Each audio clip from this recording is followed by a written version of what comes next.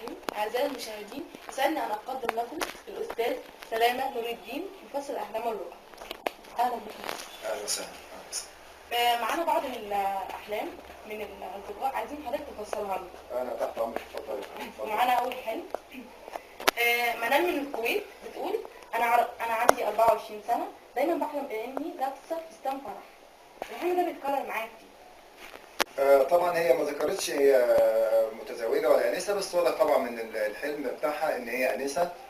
ده امر طبيعي جدا لكل بنت، حتى زي ما بيقولوا عندنا في مصر البنت في اللفه بتحلم بيوم الفرح بتاعها، وده ان شاء الله ان شاء الله يعني معناه في ابن الحلال جاي في الطريق اليها، وربنا يسعدها ان شاء الله. ومعانا احمد من القاهره، بيقول: انا والدي متوفي من 3 سنوات، وياتي لي في المنام على انه في ضيق شديد. طبعا الله يرحمنا ويرحم امواتنا جميعا. هو طبعا ان الموتى في المنام، في من الناس بيجيله الميت اللي هو قريبه، بيكون نعمه ليه ورحمه من الله، لانه بيشتاق ليه لان فقده، فدي نعمه ان هو بيقابله في المنام. ولكن بشكل عام الموتى في المنام، الميت هو في دار الحق، دار ربنا سبحانه وتعالى، فبيكون كلامه كله حق.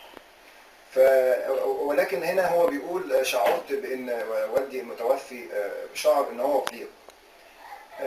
قد يكون ان الاخ اسمه احمد تقريبا، احمد، قد يكون هو كان حاسس ان والده زعلان منه في شيء ما في حياته، وهو بيأنب نفسه ان هو مثلا يعني بابا اتوفى وهو زعلان مني. ده وارد. ولكن احنا علينا كلنا لامواتنا ان احنا دايما ندعي لهم بالرحمه والمغفره، وما ننساش قراءة القرآن على قدر استطاعتنا إن شاء الله، والله يرحمنا جميعا. ومعانا حلم ثالث. معانا كريمة من المغرب، 23 سنة، غير متزوجة. بتقول إن هي إيه؟ بتقول إن هي بتحلم إنها راكبة مركبة مع شخص ما، ملامحه غير واضحة. ملامحه غير واضحة ليا، وبيكون سعيد. بيكون هو اللي سعيد ولا هي اللي سعيد؟ لا، بيكون هو سعيد. يعني هي اللي شافت المنام وهو اللي سعيد؟ ولا هي اللي سعيدة؟ لا، هو اللي سعيد. هو أكيد طبعا، أكيد الأنسة كريمة هي جميلة، فهو سعيد إن هو كان معاها في مركب. فهو عموما هي واضح إن هي إنسانة رومانسية جدا، وبعدين بتقول شخص أنا مجهول بالنسبة لي. ففي حالة إن هي كانت تعرف شخص بعينه هو اللي ظهر معاها، ممكن أقول لها دي أضغاث أحلام، أو أنت طول النهار وفكرك دايما مشغول بالشخص ده. لكن طالما جه شخص مبهم، فده هو الغيب بالنسبة لها، وهو ابن الحلال برضه، وتقريبا كان سنها من نفس سن الأنسة اللي هي الرسالة اللي كانت قبل كده. فإن شاء الله ربنا يوفق شبابنا جميعا للخير طبعا.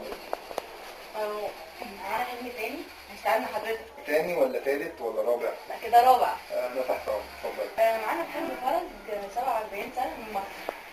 أهلا وسهلا. أهلا وسهلا. بصراحة أنا مكسوف قوي يا أستاذ من الحلم بتاعي. ليه؟ يعني أنا آسف للمقاطعة، مفيش حاجة اسمها الحلم بتاعي يكسب، لأن يمكن أنا كاتب في الصفحة بتاعتي اللي هي تفسير الأحلام والرؤى، يمكن أكتر ناس بتخجل جدا لما بتكون أحلام فيها علاقة بالعلاقة الجنسية، وخصوصا في كتير يقول لي أنا حلمت إن أنا مثلا بمارس الجنس مع حد من المحرمات، يعني ممكن يكون بنته أو أخته أو أمه أو فما فيهاش أي خجل.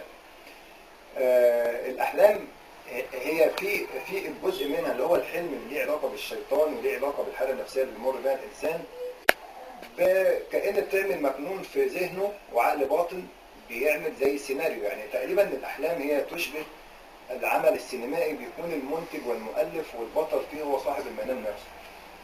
ففي الحلم يعني اصنع ما شئت، يعني تلاقي الإنسان بيحلم كما يشاء، ولكن طبعا بتختلف الحلم عن الرؤية.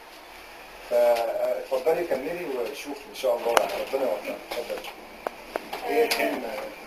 الحلم فرج بيقول: انا مبسوط قوي يا استاذ من الحلم بتاعي، وهو اني امارس الجنس مع ابنتي. يعني تقريبا زي ما قلنا. لو كانت الزوجة هي اللي حلمت بان جوزها هو اللي مارس الجنس مع بنتهم، اللي هي تبقى بنت الراجل نفسه صاحب المنام، وبنت الست يعني هو وهي ابوها وامها، فبيكون التفسير هنا لو كانت الست هي اللي حلمت ان جوزها مارس الجنس مع بنتهم، فيعني سامحني الرجال لان دي الاحلام بتكشف واقع يعني غريب قوي. ممكن هيحصل خيانه من الزوج لزوجته، ومش الخيانه بالمعنى العام اللي ممكن الناس تفهمها ان هو مثلا يغلط مع واحده ست غير زوجته، ولكن الخيانه المراه بالنسبه لها بتقول لو جوزي عرف واحده ثانيه عليا فهو خاني، لو جوزي تزوج حتى بشرع الله فهي بتفترض في الحاله دي ان هو خانها. فممكن يكون في خيانه بمفهوم الست، لكن حضرتك بتقول ان الراجل نفسه هو اللي حلم بكده. في الحاله دي الحلم بتاعه معناه ان ممكن هو هيصيب دنيا يعني دنيا جميله، يعني هتحصل طفره كويسه جدا في حياته، في المركز المالي بتاعه، المركز الاجتماعي. ده من ناحيه. وفي ناحيه تانية ان الشخص لما بيحلم انه عمل فاحشه او حاجه مع بنته بالاخص، يعني فهو بيكون اكيد حاسس بذنب تجاه زوجته وحاسس بذنب تجاه بنته، لان اكتر الناس على قدر ما هم عارفين ان البنت هي رزق دي، الا انه برضه بيبقى شايل همها. يمكن عندنا في مصر او الوطن العربي مثل مشهور بيقولوا يا جايب او يا جايبه البنات يا شايله الهم بالممات. فهو ده بيفسر ان هو خايف على بنته جدا جدا، ان الناس او حد يعتدي عليها، او حد مثلا معاها في الجامعه او حد معاها في العمل انه يعتدي عليها، وده نتاج خوف مش اكتر. واشكرك. وصلنا لنهاية الحلقة ونقول أستاذ سلامة نور الدين، يسعدنا إن حضرتك تشرفنا تاني في البرنامج. انا تحت امرك يا فندم، والصفحه طبعا متاحه للجميع. احنا يعني الرابط ان شاء الله يكون اسفل للفيديو. واتمنى اي حلم، ما فيش حاجه اسمها حلم يكسف، او يعني الناس تحلم واحنا تحت امركم نفصل. واشكرك.